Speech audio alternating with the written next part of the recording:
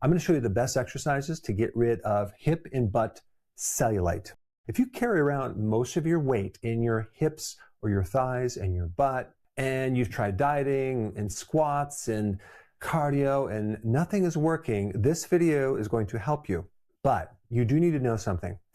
Female bodies were designed to put fat more in the bottom section of their body, around their hips and their buttocks and their thighs. This is a survival mechanism related to carrying babies. It actually gives fuel to the baby and other things as well. Like there's a certain omega-3 fatty acid that's super concentrated in the hip area. So what's really going on with the lack of tone or the cellulite is not necessarily just fat. Okay, it's a combination of fat, but there's also something called atrophy, but it's atrophy of a connective tissue called fascia, which is like the wetsuit that gives a female body shape. And this fascia actually has contractile tissue. It has the ability to become tighter if you use it.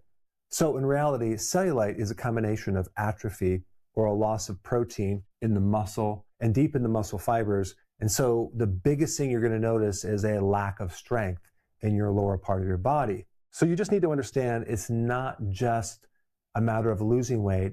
It's a matter of strengthening the muscle. And if you go for weight loss without strengthening the muscle, it's probably not going to happen because the muscle is the metabolic driver of the burning of the fat. So one of the strategies is to build up more muscle strength and replace that atrophy, which is a loss of muscle, with stronger muscle. So now you have this metabolic machine that can burn off a lot more fat in the lower extremities. And I think it'll be surprising to a lot of women to realize that this is mostly a lack of muscle and not as much about fat as they might think. Now, the glute muscles or the butt muscle is the biggest muscle in your entire body. They're the muscle that is the foundation that literally holds your entire upper body erect. And this is why the #1 killer for the glutes, the butt muscle, is sitting, because that inactivates that glute muscle. But we're not even talking about one glute muscle, but you actually have 3 glute muscles. You have one that's deeper, you have a big one, and you have one on the side. And the exercise I'm going to show you involves targeting all 3 of those glute muscles.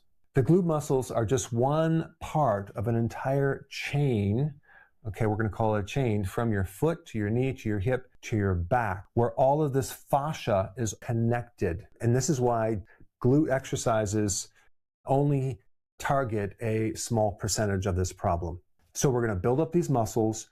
And what you're probably going to notice is initially not much weight loss. Initially, you should be focusing on your strength, because that's the first thing that's going to come back.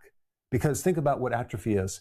You're missing muscle. Muscle is actually heavier by volume than fat. So when you regain muscle back, are you going to lose more weight? Not necessarily. Your clothes might be looser, but the first thing that you want to focus on is your strength. That should be your goal initially, okay? If you're getting stronger, that means your muscles are coming back. So a lot of people ask me, what supplements do I recommend? Now, of course, I'm not biased of my own high-quality supplement line, but if you go to Amazon and type Dr. Berg supplements, you'll find more information.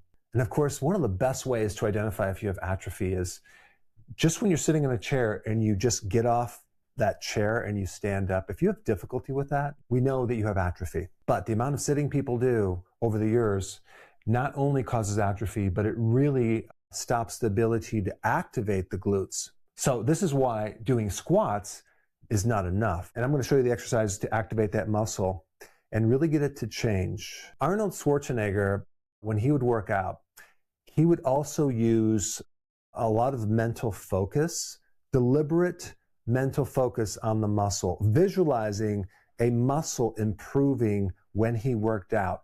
Now, at first you might think, that's not going to really do anything. Well, there happens to be a study that shows that when you visually have intention and deliberately do a motion to create an effect and you focus on that, you will see significant improvements. So that's another thing I want you to do when you do these exercises. Visually picture in your mind your hips and your buttocks getting toned, getting stronger, and envision the end results of what you want it to look like. One key thing I want to mention before we get into the exercises is this is very, very important. If you're consuming higher amounts of carbohydrates, it's going to be very difficult to see changes because too much insulin from too many carbohydrates prevents the rebuilding of muscle. It keeps the inflammation high and it keeps the fat marbleized through your midsection. So you absolutely positively need to go on a low carb diet and do intermittent fasting. I would even recommend doing 1 meal a day and fasting for 23 hours if you really are serious about getting to your end result goal. All right, so now let's dive right into the exercises and show you how to do them. Let's start with this first exercise. This is called the banded clamshell. You'll take a band that's just above your knees. This is going to specifically target the outer part of your thigh and your hip. If you've never done this before, it's actually very difficult, but over a period of time, it'll be easier and easier and easier. And as you fan your knee outward, just slowly come down. You're going to be doing one side and then do the other side. But I want to just give you a quick overview of how easy this is. You're just going to be doing 4 exercises. This next one is called banded glute bridge. You're going to take the same band that you had, put it just above your knees. You'll be laying on your back. And now you're going to be contracting your buttocks, controlled movements back and forth. And then at the end of the movement, contract your buttocks as hard as you can, and then relax it, bring it down, and then just repeat. And the third exercise is called lateral band walk. You're going to walk 4 to 5 steps to your right side with slow and controlled motions, and then 4 or 5 steps to the left side, and you go back and forth and back and forth. This exercise is really going to create toning in the outside of your thighs and the outside of your buttocks. In this last exercise called deep squat with side shift, you're simply going to be squatting with your elbows between your knees, and then you're going to be squatting, shifting to the left and to the right, slowly back and forth.